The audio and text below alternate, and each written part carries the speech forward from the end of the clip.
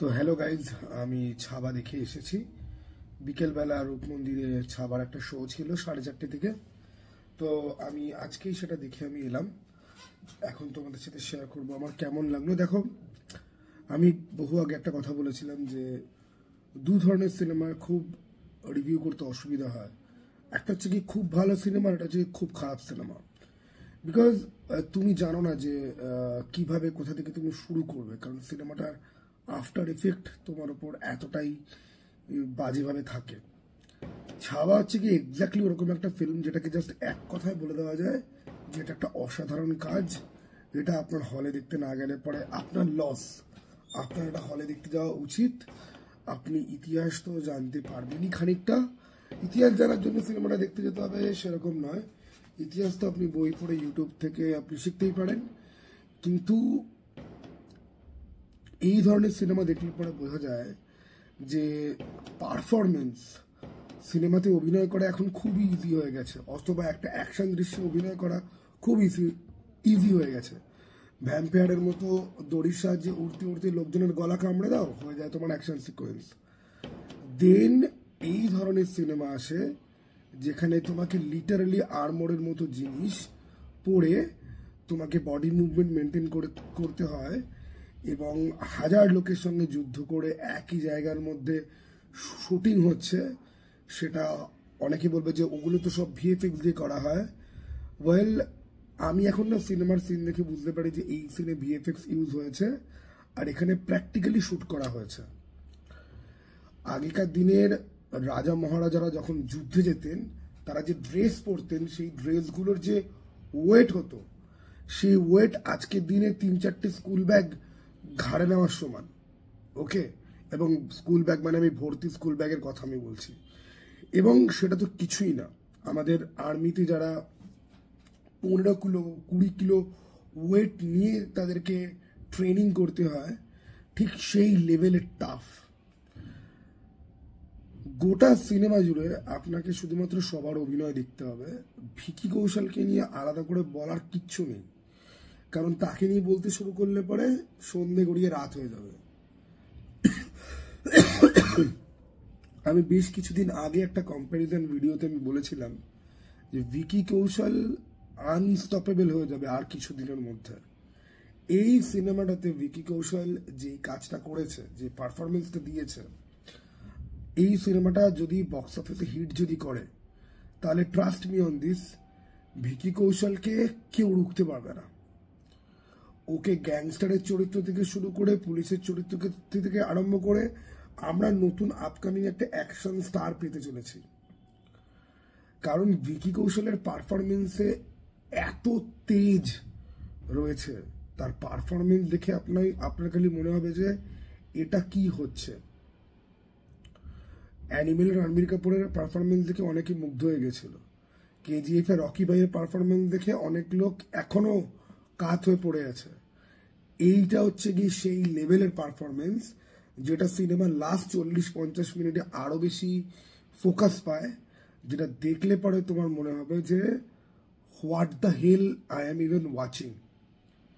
এতটাই strong performance Vicky কৌশলের, এবং তার অভিব্যক্তি, তার চরিত্রের নরম দিক, নম্র দিক, আর তার চরিত্রের বজ্রদীপ্ত দিক, দুটোর ব্যালেন্স হচ্ছে একটা জায়গাতে। তাকে নির্মমভাবে অত্যাচার করা হচ্ছে এবং সে অ্যাকচুয়ালি কমপ্লাই করছে তাতে। তার জিভ কেটে নেওয়া হবে, ভাই লোককে এসে ধরতে হবে না, আমি আমার জিভ বার করছি। তার নখ উপড়ে নেওয়া হবে, ভাই কাউকে আমার হাতের মুঠি খুলতে হবে না, আমি খুলছি। ঠিক আছে, নিজেকে সারেন্ডার করা, কিন্তু নিজের অহংকে, নিজের গৌরবকে ধরে রাখা। ঠিক আছে, যে ভাই তুই আমাকে মারবি কি, তুই আমাকে মারতে পারিস না, আমি দিচ্ছি তোকে সুযোগ। এই যে অহং, এই যে প্রাইড, গোটা সিনেমাতে না ভিকি কৌশলের চোখের মধ্যে না আপনি অদ্ভুত একটা পাগলামি, আপনি বুঝতে পারবেন যে এর মাথায় হালকা একটুখানি ক্র্যাক আছে, কিন্তু লোকটা তো ভালো লোক।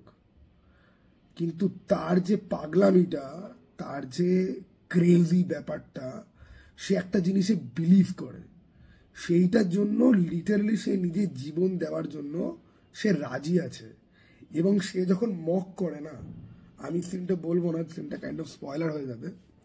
সে অরঙ্গজেবকে লাস্ট একটা সিন আছে, সে লিটারালি অরঙ্গজেব বলছে যে তুমি আমার, আচ্ছা আমি বলবো না সিনটা, একটা মক করার, একটা অপমান করার দৃশ্য আছে, ঠিক আছে? তোমরা খালি ওই সিনটা দেখে তোমরা খালি বুঝবে যে ভাই এই হচ্ছে গিয়ে পারফরমেন্স। আর ব্রুটাল অ্যাকশন প্রচুর রয়েছে, কিছু কিছু জায়গাতে কোরিওগ্রাফি স্লথ মনে হয়। আমি এগেইন বলবো কোরিওগ্রাফি স্লথ নয়। আগেকার দিনের লোকেরা অত আর্মর ওয়েট নিয়ে পড়তো, তারা জ্যাকি চ্যানের মতো উড়ে উড়ে বা আমাদের ঢপের পুষ্পার মতো উড়ে উড়ে ফাইট করতে পারবে না। তাদের মোমেন্টাম বা মুভমেন্টের মধ্যে রেস্ট্রিকশন থাকতেই হবে। যখন আপনি এখানে একটা ইস্পাতের পাত পড়ে আছেন, আপনার হাত পাত পুরো ইস্পাতের চেন দিয়ে ঢাকা রয়েছে যাতে পেনিট্রেট করতে না যেতে পারে। প্রথম ব্যাটেল সিকোয়েন্সেই দেখিয়ে দেওয়া হয়েছে যে আর্মোরের কতগুলো লেয়ার রয়েছে আর কি জন্য। বল্লমকে ডিফ্লেক্ট করার জন্য, ইজিলি যাতে পিয়ার্স করতে, স্কিন কাটতে না যেতে পারে সেই জন্য। এবং সেগুলোর ওয়েট রয়েছে, আর সেইগুলো আপনার বডিকে রেস্ট্রিক্ট করে দেয় অনেকটা। আমি বেশ কিছু লোকের রিভিউতে দেখছিলাম তারা অ্যাকশন নিয়ে অনেক এক্সপার্টিজ তারা বক্তব্য রাখছে। মানে ছাগলের বাচ্চা তো ইউটিউবে প্রচুর দেখতে পাওয়া যায়, এরা এরা লিটারালি যুদ্ধ বিদ্যার ব্যাপারে কিচ্ছু জানে না। আমি চোখ বন্ধ করে ওভার কনফিডেন্টলি বলতে পারি এরা যুদ্ধবিদ্যা, যুদ্ধ। এরা লাইফে কারোর সাথে তো মানে একটা হাত চালায় পর্যন্ত নেই। এরা এখন অ্যাকশন সিন নিয়ে এমন পোতপাকা ঝুনো বালের মতো কথা বলে না, দেখে রীতিমতো বিরক্ত লাগে। ভাই যেটা জানিস না বুঝিস না, 100 মিনিট দৌড়ালে পর তুই হাঁপাবি সরের বাচ্চা, তো থাম না। যাই হোক, ইরিটেটিং, মানে সিনেমার তো কিছু বোঝে না, ঠিক আছে? অ্যাকশন সিন নিয়ে কথা বলছে। সিনেমাটার আরো কত অ্যাসপেক্ট রয়েছে। এই ধরনের সিনেমার না সমস্ত অ্যাসপেক্ট নিয়ে কথা বলতে গেলে পর রিভিউ 30 মিনিটের হয়ে যাবে। যাই হোক, বিনীত কুমার সিং মুক্কাবাজের হিরো। মুক্কাবাজির হিরো কেন, এই আগলি সিনেমাতেও ছিল, এ প্রচুর ওয়েব সিরিজও করেছে। এই বিনীত কুমার সিংকে প্রথম আমরা গ্যাংস অফ ওয়াসেপুরে দেখি, সর্দার খানের ছেলেদের মধ্যে সে ছিল একজন। ভাই এই অভিনেতার এখানে কিছু দৃশ্য রয়েছে এবং ক্লাইম্যাক্সে একটা সিন রয়েছে, আমি এগেন তোমাদেরকে বলবো না। এরকম বন্ধু লাইফে যারা পায় তারা ভাগ্যবান, প্রথম কথা। আর দ্বিতীয় কথা, ওই যে সিনটা রয়েছে না লাস্টে, তোমরা ওটা দেখলে তোমরা হাপুস নয়নে কাঁদবে। সিনেমাটা শেষের 30-40 মিনিট খুবই হার্ড হিটিং, কিন্তু ওর সাথে ভিকি কৌশলের একটা সিন আছে স্পেসিফিক্যালি, সেই সিনটার ডায়লগগুলো মন দিয়ে শুনবে এবং দেখবে কি হচ্ছে, এবং তোমরা পরিষ্কার করে দেখতে পাবে না, কারণ তোমাদের 1-2 মিনিটের মধ্যে তোমাদের চোখে জল চলে আসবে। রশ্মিকা মান্দানা কোনো অভিনয় করেনি, শ্রীবল্লীর মতনই আমার স্বামী এই আমার স্বামী ওই করে বেরিয়েছে, আর ফালতু বাদ দাও, ওকে নিয়ে আমি কথা বলতে চাই না। বাকি যারা কাজ করেছে তারা খুব ভালো অভিনয় করেছে। আশুতোষ রানার ক্যারেক্টারটা বেশ ভালো যাচ্ছিল, হঠাৎ করে তার একটা বিশেষ জিনিস দেখানো হয়, সেটার সাথে গল্পের অভাবেই কাইন্ড অফ ইমোশনাল ঠিক করে ফিল করা যায় না। নেগেটিভের মধ্যে একটাই, সিনেমাটার প্রথম যে হাফটা না, সেই প্রথম হাফটার মধ্যে শুরুর দিকটা খুব ভালো যাচ্ছিল, তারপরে যখন ক্যারেক্টারগুলোকে এস্টাবলিশ, এবং দেখো সাম্ভাজির পরিবারের একটা অ্যাঙ্গেল রয়েছে যেটা খুবই দুঃখের, যেটা খুবই দুর্ভাগ্যের, কিন্তু ওই অ্যাঙ্গেলটা আমার কোথাও গিয়ে মনে হয়েছে প্রপারলি এস্টাবলিশ করতে পারেনি। কারণ ওই অ্যাঙ্গেলটার মধ্যে যে এলিমেন্টগুলো রয়েছে সেগুলো কিন্তু খুব শখ পাওয়ার মতো এলিমেন্ট। সাধারণত আমরা যত রাজা যত দেখি তাদেরকে বিট্রে কেউ না কেউ অবশ্যই করে, বাট তাদের ফ্যামিলিতে এত ধরনের প্রবলেম থাকে না, যেটা সম্বাদিত ছিল। আর ফ্যামিলি প্রবলেমে মানুষ অবশ্যই ইমোশনাল গিয়ে হয়, কিন্তু এটা না এডিটিংয়ের জন্যই বলো বা স্টোরি টেলিং বা পেসিংয়ের জন্যই বলো, কেন জানি না মনে হয় যে ডিরেক্টর কাইন্ড না প্রথম হাফগুলো ঠিক আছে, এটার পর এটা হবে, এটার পর এটা হবে, এটার পর এটা হবে চলেছে, কিন্তু উনি অ্যাকচুয়াল অ্যাটেনশনটা পে করেছেন সিনেমাটার দ্বিতীয় হাফে। ফলে সিনেমাটার দ্বিতীয় হাফ অনেকটা বেশি এপিক ফিল হয়। প্রথম হাফটা অনেকের অ্যাভারেজ, কারুর ভালো, কারুর সেরকম নাও লাগতে পারে, যদিও এন্ট্রির পোর্শনটা দুর্দান্ত ছিল, ওকে, নো ডাউট, কিন্তু পরের যে হাফটা, that portion is really epic. এবং শেষের 30-40 মিনিট জাস্ট কোনো রকম কোনো কথা হবে না। ব্যাকগ্রাউন্ড মিউজিক, এআর রহমানের ব্যাকগ্রাউন্ড মিউজিক বেশ এনজয় করেছি আমি।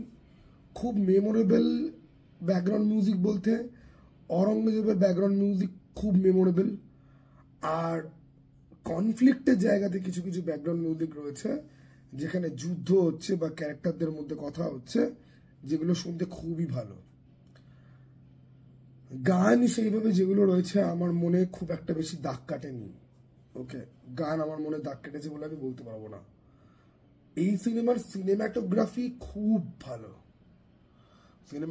খুব ভালো, set design, location, dress, production ডিজাইনে ভালো মতো পয়সা খরচা করা হয়েছে, ঠিক আছে।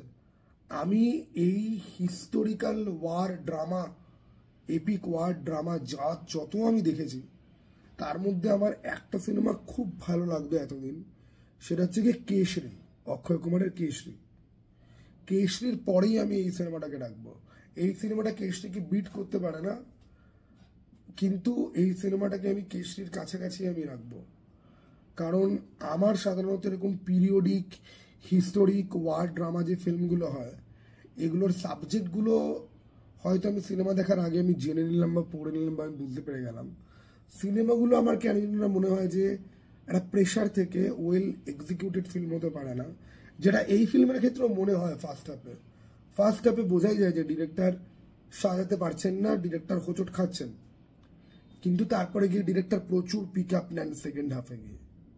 কিন্তু এই যে হোঁচট খাচ্ছে, এই যে ব্যাপারটা আমাদেরকেও বুঝতে হবে যে এটা একটা সেমি বায়োগ্রাফি বলা যায়। আমরা কিন্তু তার পুরো লাইফ কিন্তু দেখছি না, আমরা তার লাইফের একটা পোর্শন দেখছি, ওকে। তো যারা একটু পড়াশোনা করে যাবে তাদের জন্য সিনেমাটা বুঝতে আরো বেশি সুবিধা হবে। আমাকে ফেসবুকে একজন ডকুমেন্ট পাঠিয়েছিল, রাহুল বলে একজন ছেলে, আমি সেগুলো আমি অনেকটা পড়েছিলাম, আরো কিছু ভিডিও টিডিও আমি দেখেছিলাম, সেই জন্য আমার সুবিধা হয়েছে। একদম ব্ল্যাঙ্ক গেলে পরে কিন্তু ফ্যামিলি ডাইনামিক্সের কিছু ব্যাপার রয়েছে, যেটা তোমার হুট করে মনে হবে যে আরে এটা তো হুট করে শুরু হয়ে গেল, এটা কি হচ্ছে। কিন্তু একটু পড়ে যদি যাও তাহলে কিন্তু তোমার ঠিকঠাক কিন্তু লাগবে। তো ওভারঅল আমি যদি বলি, খুব ভালো একটা সিনেমা, যেটা হলে বসে অবশ্যই দেখা উচিত। পারফরমেন্সের জন্যই তো ভাই তোমার পয়সা উসুল হয়ে যায়। দেন অ্যাকশন রয়েছে, ব্রুটালিটি রয়েছে, আর সেকেন্ড হাফটা তো জাস্ট দুর্দান্ত। তানাজি আমি দেখেছিলাম অজয় দেবগানের, তানাজিতে প্রচুর ভিএফএক্স ছিল যেগুলো খুব চোখে পড়ার মতো, খুব লুজ। সিনেমাটা ভালো ছিল, স্টোরি টেলিং ভালো ছিল, কিন্তু হলিউডের থেকে কিছু সিন ঝাড়া ছিল। আর নাইটের যে সিকোয়েন্স বা যুদ্ধের সিকোয়েন্সে প্রচুর জিনিসপত্র না ফেক লাগে সিজিআই গুলোর জন্য। এখানে একটা কিছু ওরকম লাগেনি। তবে কিছু কিছু অ্যাকশন সিনের মধ্যে অ্যাব্রাপ্ট কাট কিছু নোটিস করতে পারা যায় বা মন্টাজ ফিল্ম মেকিংকে দেখতে পাওয়া যায়, বাট সেটা ঠিক আছে। কারণ অ্যাকচুয়ালি যত পোর্শন ধরে অ্যাকশন হয়েছে, যে ভাই রাত থেকে ভোর দুপুর অব্দি যুদ্ধ চলছে, সেটা পুরোটা দেখাতে গেলে তো সিনেমা 6 ঘন্টা 8 ঘন্টা হয়ে যাবে। তো অ্যাব্রাপ্ট কাট কোথাও কোথাও আছে, এবং সেটা তুমি বুঝতে পারবে যে কেন দেওয়া হচ্ছে। কারণ সম্ভাজির পুরো লাইফই কেটেছে যুদ্ধ করে। সবকটা যুদ্ধকে যদি একদম প্রপারলি দেখানোর চেষ্টা করা যদি হয়, তাহলে সেটা একটা ফিল্মের মধ্যেই আটবে না। সেই জন্যে রাস্ট বা অ্যাব্রাপ্ট ব্যাপারটা কিন্তু রয়েছে, কিন্তু still it is breathtakingly beautiful and gorgeous.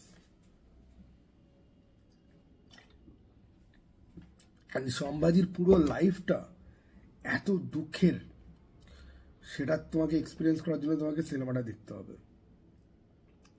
এত অবধি বলার ছিল, চলো টাটা বাই, আবার যেন দেখা পাই।